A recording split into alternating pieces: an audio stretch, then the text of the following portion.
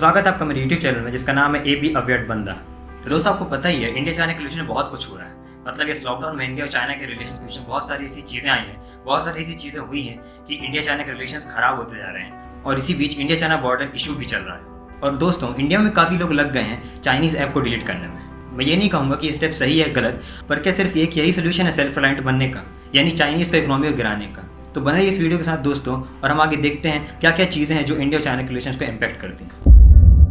तो दोस्तों जो बाइडेंस कंपनी जिसका टिकटॉक है उसने अकेले 2019 में $4,73,000 का रेवेन्यू जनरेट किया है, यानी 3.4 करोड़ रुपीज़ का उन्होंने रेवेन्यू जनरेट किया है इंडिया से। पर दोस्तों इंडिया में चाइनीज़ ऐप को अनइंस्टॉल करने की होड़ लग गई है। जी हाँ दोस्तों, जिससे ही पूछो या फिर जिसके पास भी जाओ वो चाइनीज़ के ऐप डिलीट करने में लगा हुआ है। तो दोस्तों भारत में टिकटॉक के यूज़र 119 मिलियन है और भी अगर देखें हम इस चार्ट में तो यूएसए में 39.6 मिलियन और भी नीचे आते हैं तो बहुत सारी कंट्री मिलेंगी जो इस प्लेटफॉर्म को यूज़ कर रहे हैं। पर दोस्तों क्या आपको लगता है सभी टिकटॉक अनइंस्टॉल कर देंगे?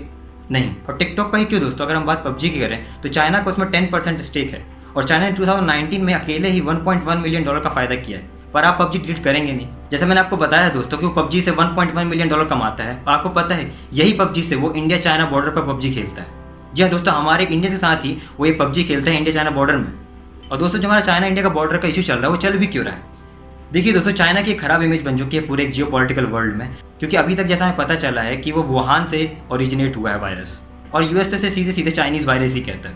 इसमें कोई दोराहे नहीं है दोस्तों कि चाइना ने अपनी इमेज खराब कर ली और इस इमेज को बचाने के लिए वो इंडिया के साथ बॉर्डर पे इशू क्रिएट करता है। जैसे पहले डोकलाम का इशू था और अरुणाचल प्रदेश बॉर्डर का भी इशू था। तो दोस्तों जो चाइना और कोरोना कनेक्ट है वो चाइना डाइवर्ट करने की कोशिश कर रहा है इंडिया और चाइना के बॉर्डर के इशू से। दूसरी बात ये भी हो सकती है दोस्तों, बहुत सारे जो फर्म है वो चाइना को एग्जिट करके इंडिया आना चाहते हैं और शायद चाइना ये दिखाना चाह रहा है कि इंडिया कितनी टेंशन वाली कंट्री है, यानी यहाँ पर बहुत टेंशन रहता है और इसी प्रॉब्लम के कारण बहुत सारे जैसे फर्म है वो इंडिया में इन्वेस्ट करने से बचते हैं।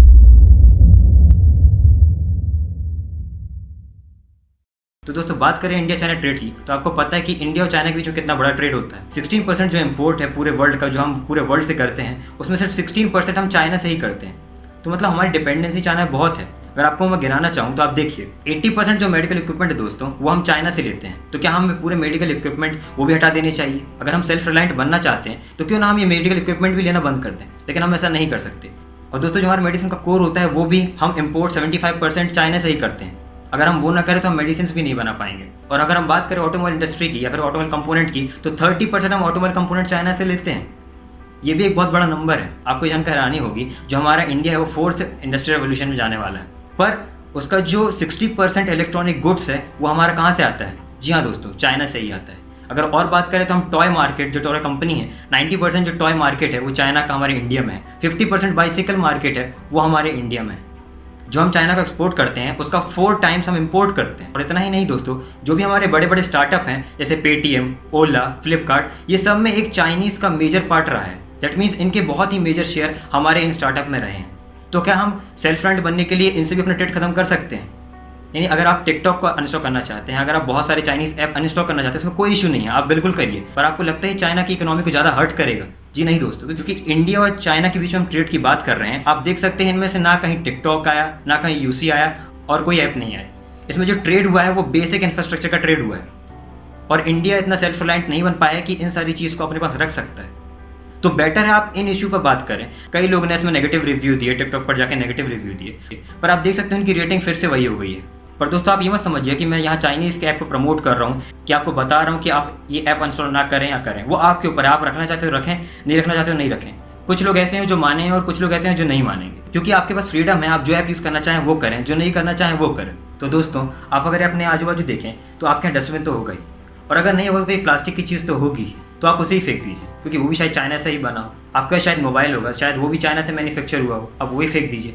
तो चाइना ही क्यों दोस्तों, आपके पास तो एप्पल का ही ब्रांड होगा, तो आप उसे फेंक दीजिए, क्योंकि वो भी इंडिया के बाहर बना हुआ है। प्रॉब्लम क्या है, जब हमारा इंडिया कुछ बनाने की कोशिश करता है तो हमारे इंडिया वाले उसे हेल्प नहीं करते। माइक्रोमैक्स था पर लावा था, क्या वो इतना चला, क्या वो इतना बिका? आंसर है नहीं। तो यही होता है दोस्तों, हम बाहर क्यों जाए, हम आसपास से अपने देखें तो बहुत ही कम ऐसे प्रोडक्ट होंगे जो इंडिया में बने हुए होंगे। तो दोस्तों हमारी प्रॉब्लम ही यही है, हम कामयाब तो बनना चाहते हैं लेकिन काबिल नहीं। हम किसी और पर डिपेंडेंसी ले लेंगे लेकिन हम खुद सेल्फ रिलायंट नहीं बनेंगे। मोदी जी ने जो बात कही कि हम सेल्फ रिलायंट बनना चाहते हैं तो हमें उसके लिए आगे बढ़ना चाहिए, हमें उसके लिए कुछ करना चाहिए। उसके सॉल्यूशंस भी कुछ ऐसे हैं दोस्तों जो आपको बताना चाहता हूँ। इंडिया चाहे तो अपना एक खुद का एक फ्लिपकार्ट, अमेजोन जैसा एक अपना ई-कॉमर्स साइट बना सकती है, उसमें वो इंडियन प्रोडक्ट्स बेच सकते हैं। इससे एम्प्लॉयमेंट भी जनरेट होगा दोस्तों। जो हमारे माइग्रेंट वर्कर्स हैं जो दूर दूर जाते हैं काम करने, वो भी नहीं जाएंगे। इस वीडियो को बनाने का मेरा मकसद यही था दोस्तों कि मैं आपको बता सकूँ कि जो इंडिया की डिपेंडेंसी है वो चाइना पर कितनी है, और हम एकदम से सेल्फ रिलायंट नहीं हो सकते। या हम जो ऐप अनइंस्टॉल कर रहे हैं बहुत सारे चाइना के, ये एक परमानेंट सोल्यूशन नहीं है चाइना की इकोनॉमी गिराने का, क्योंकि लॉकडाउन खुलेगा इंडिया वापस चाइना पर डिपेंडेंट हो जाएगा, क्योंकि बहुत सारे ऐसे मटेरियल हैं जो इंडिया को चाहिए। पर दोस्तों इंडिया के साथ प्रॉब्लम यह है कि अगर वो चाइना से डिपेंडेंसी कम करता है तो यूएस से उसकी डिपेंडेंसी बढ़ जाएगी, या फिर बहुत सारी कंट्रीज़ हैं उस पर इंडिया की डिपेंडेंसी बढ़ जाती है। तो अगर हम चाइना पर डिपेंडेंसी कम करते हैं, ये एकदम से तो नहीं होगा दोस्तों, पर फेस्ड वाइज हम जरूर कर सकते हैं। हम कुछ इंपोर्ट हैं वो चाइना से बंद कर दें और यहाँ पर हम खुद ही प्रोड्यूस करने लगें। तो आप लोग भी दोस्तों छोटे छोटे इशू में ना लगकर, जैसे यूट्यूब वर्सेस टिकटॉक या चाइनीज़ ऐप के बारे में ना लगकर, क्योंकि बहुत कम समय होता है दोस्तों, बाद में ये लोग भूल भी जाते हैं। जैसे 1-2 महीने यूट्यूब वर्सेस टिकटॉक चला, फिर बाद में लोग इसे भूल जाएंगे। और ऐसा ये भी है, चाइनीज़ ऐप के अनइंस्टॉलेशन की बात जो चल रही है, कुछ महीने बाद लोग इसको ही भूल जाएंगे। पर यहाँ पर जो हमारी गवर्नमेंट है वो बहुत इंपॉर्टेंट रोल प्ले कर सकती है और बहुत कुछ कर सकती है। तो दोस्तों लास्ट में मेरा कहना यही है कि इंडिया की डिपेंडेंसी और कंट्रीज़ पर ना होकर वो खुद ही सेल्फ रिलायंट बने और आगे बढ़े। तो आशा करता हूँ दोस्तों आपको ये वीडियो अच्छा लगा होगा, और प्लीज़ लाइक ज़रूर करें और शेयर ज़रूर करें इस वीडियो को। और अगर आपने अभी तक मेरे चैनल को सब्सक्राइब नहीं किया है तो नीचे जाके लाल कलर के बटन को दबा दीजिए और मेरे चैनल को सब्सक्राइब कीजिए। इसका नाम है AB अपडेट बंदा। थैंक यू दोस्तों।